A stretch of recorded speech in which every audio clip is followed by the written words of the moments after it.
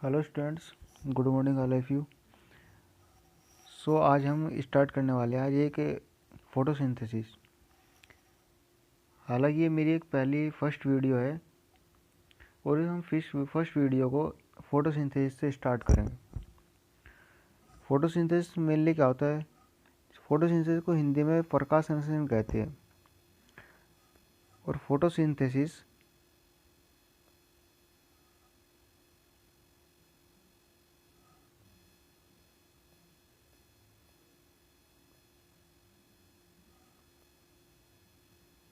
Photosynthesis दो शब्दों से मिलकर बना होता है, फोटोन और सिंथेसिस।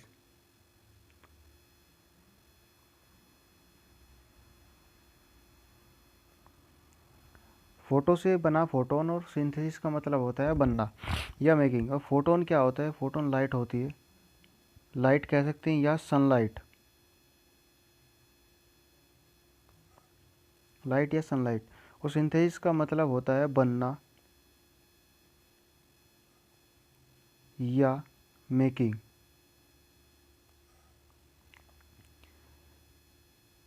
यानी इसका मतलब ये हुआ कि सनलाइट के थ्रू थ्रू सनलाइट सनलाइट के थ्रू जो प्रोसेस होती है, सनलाइट के थ्रू जो प्लांट्स सिंथेसिस करते हैं।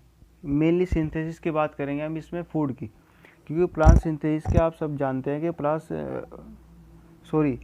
क्योंकि आप सब जानते हैं कि प्रकाश संश्लेषण यानी कि फोटोसिंथेसिस में फूड की सिंथेसिस के बारे में बात करेंगे। तो लाइट लाइट से क्या है? फोटोसिंथेसिस में मेनली तीन तीन पार्ट्स होते हैं। मेनली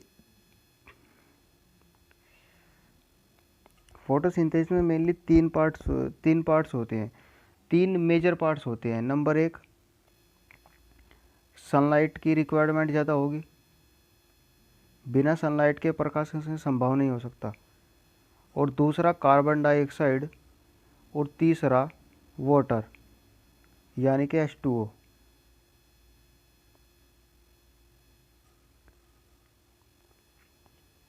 अब फोटोन का क्या मतलब है? फोटोन क्या होता है? जैसे ये हमारा सन है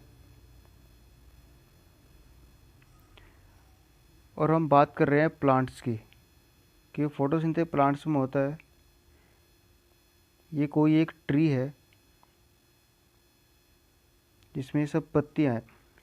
सन से जो लाइट आएगी, मान लो ये लाइट आ रही, और ये लाइट का ये क्या है? ये हर एक ये चीज़ ये एक फोटोन के रूप में आएगी। ये सब एक फोटोन है। और ये फोटोन लाइट के रूप में या लाइट या फोटोन के रूप में लीफ पर पड़ेगी, और लीफ में क्लोरोफिल प्रेजेंट होता है। क्लोरोफिल क्या काम करेगा कि जैसे लाइट पड़ी तो क्लोरोफिल सिंथेसिस का काम करेगा, फूड में सिंथेसिस का। तो लीफ में सारे मिनरल्स वगैरह जो फूड बनता है प्लांट्स की ग्रोइंग के लिए, तो वो लीफ में होता है, और लीफ से तमाम प्लांट्स में ट्रांसपोर्ट होता है। और वाटर क्या होगा? जाइलम के through through the xylem water transport होगा लोअर लोअर से अपर की ओर, जाइलम के थ्रू। जाइलम एक पाइप है, और लीफ के थ्रू और अदर लीफ में और स्टेम में और तने में हर जगह फ्लोएम के थ्रू फ्लोएम के थ्रू फूड ट्रांसपोर्ट होगा। आई थिंक ये समझ गए होंगे आप,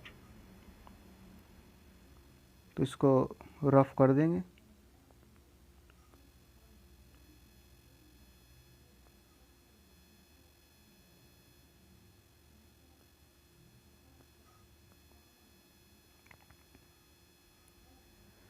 अब डेफिनेशन देखें क्या है। Definition of photosynthesis.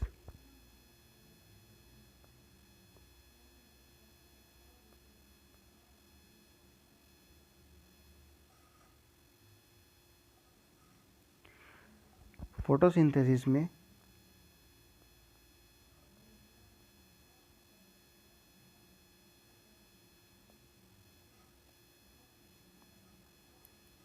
फोटोसिंथेसिस में कार्बन डाइऑक्साइड के CO2 प्लस H2O, CO2 और वाटर, CO2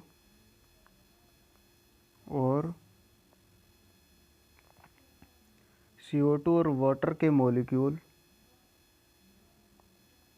रिएक्शन करके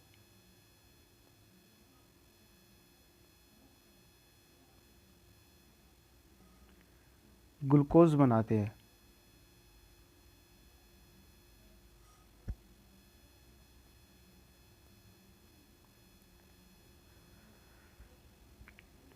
और CO2 और O2 रिलीज़ करते हैं। इनके CO2 लेंगे और O2 को रिलीज़ करेंगे।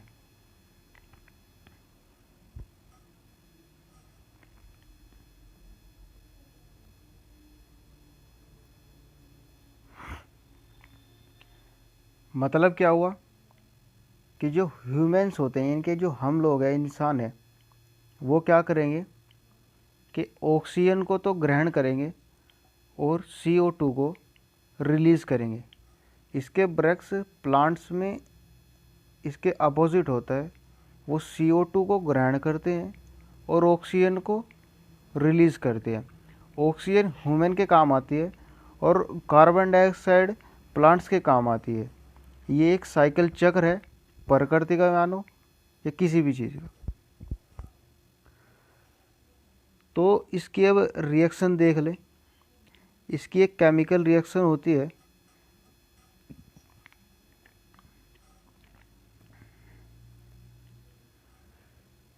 इसमें 6CO2 प्लस 6H2O, ये क्लोरोफिल की प्रेजेंस में होगी, क्योंकि लीफ में क्लोरोफिल्स होता है जो क्लोरोफिल की प्रेजेंस में होगी, क्लोरोफिल की प्रेजेंस में और सनलाइट के थ्रू होगी।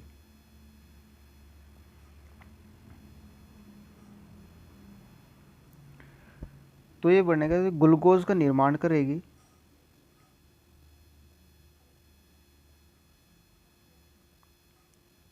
प्लस 6O2 रिलीज करेगी।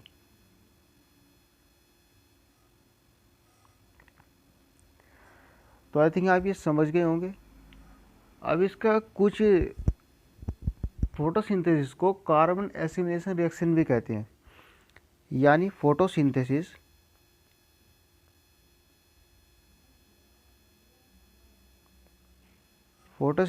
को अदर नेम से भी जानते हैं, जिसे कार्बन एसिमिलेशन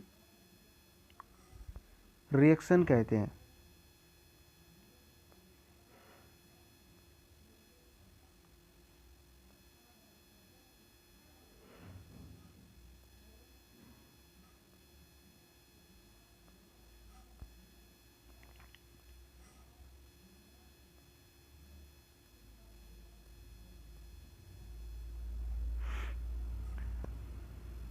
और सबसे एक अहम स्ट्रोक पॉइंट ये है कि फोटोसिंथेसिस में लाइट एनर्जी केमिकल एनर्जी में कन्वर्ट होते हैं। इनके लाइट एनर्जी जो सन के थ्रू आई, वो केमिकल रिएक्शन करके केमिकल एनर्जी में कन्वर्ट हो जाएगी। तो ये भी एक पॉइंट नोट कर लो कि फोटोसिंथेसिस में लाइट एनर्जी कि इसमें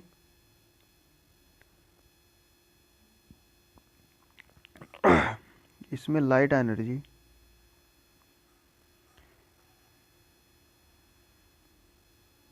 केमिकल एनर्जी में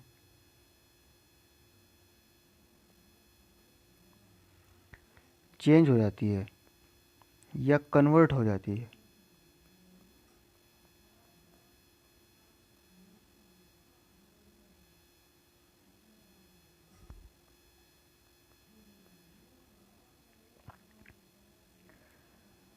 और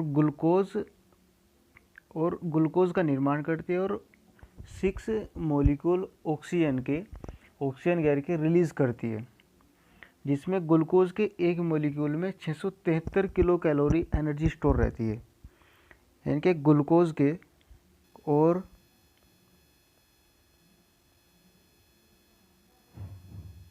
ग्लूकोज के एक मॉलिक्यूल में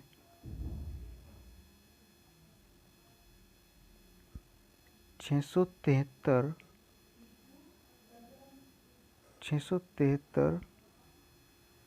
किलो कैलोरी एनर्जी स्टोर रहती है।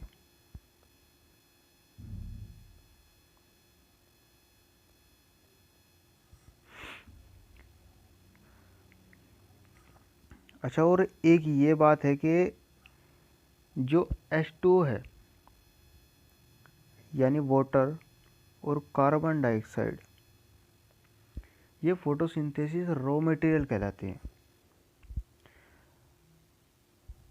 वाटर और कार्बन डाइऑक्साइड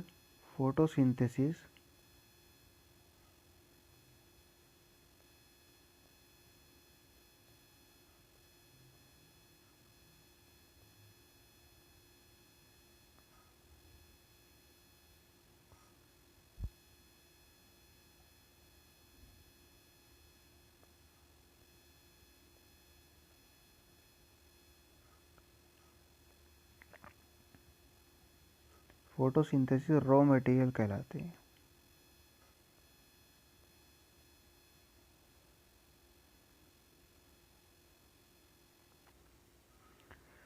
तो ये कुछ आपके फोटोसिंथेसिस की रिएक्शन थी। इसके कुछ हिस्टोरिकल एस्पेक्ट्स भी है। तो हिस्टोरिकल एस्पेक्ट्स पे कुछ ध्यान दे लेते हैं। Historical aspects.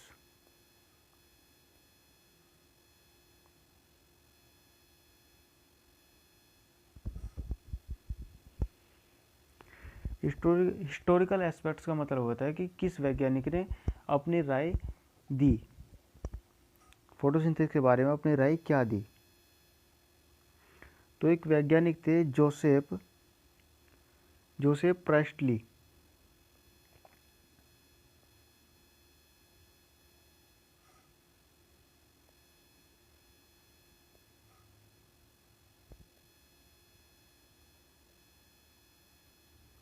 जोसेफ प्रेस्टली इन्होंने 1970 में कहा था कि फोटोसिंथेसिस का एक एक्सपेरिमेंट किया था इन्होंने 1970 में। और इस एक्सपेरिमेंट में एक पोटैटो प्लांट को एक बेल जार में रख दिया था, जो बेल जार ग्लास का था। यानी कि फोटोसिंथेसिस का 1970 में जोसेफ प्रेस्टली ने 1970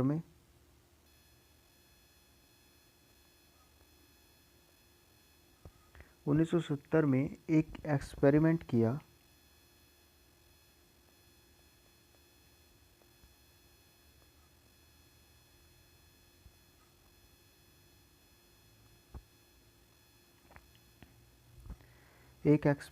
किया जिसमें इन्होंने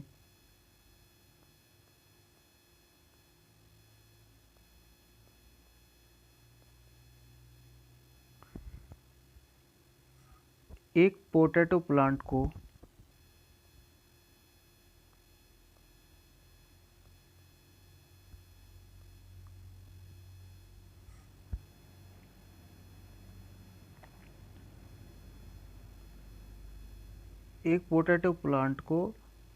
बेल जार ग्लास में रख दिया।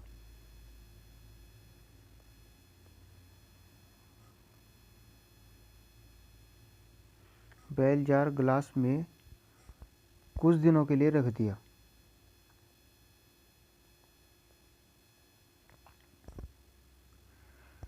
कुछ समय बाद प्लांट की डेथ हो जाती है। कुछ समय बाद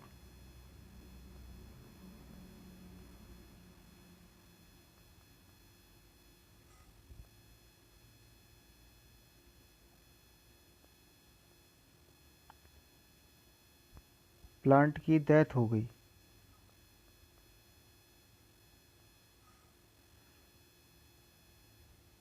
यानी प्लांट इनएक्टिव हो गया। और वो इनएक्टिव किसकी वजह से हुआ? क्योंकि उसे बाहर से कार्बन डाइऑक्साइड नहीं मिल पाई। तो ये भी लिख लो कि प्लांट की दैट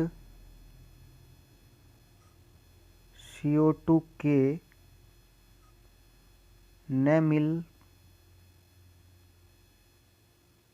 CO2 के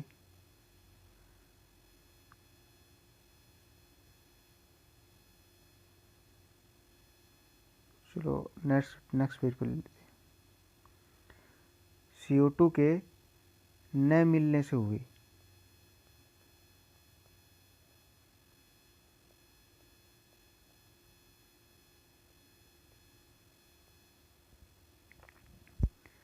इसीलिए फोटोसिंथेसिस के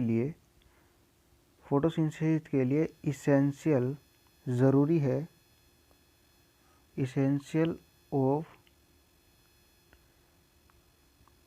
इसीलिए फोटोसिंथेसिस के लिए ज़रूरी है essentially present of carbon dioxide. I hope आपको ये वीडियो पसंद आई होगी।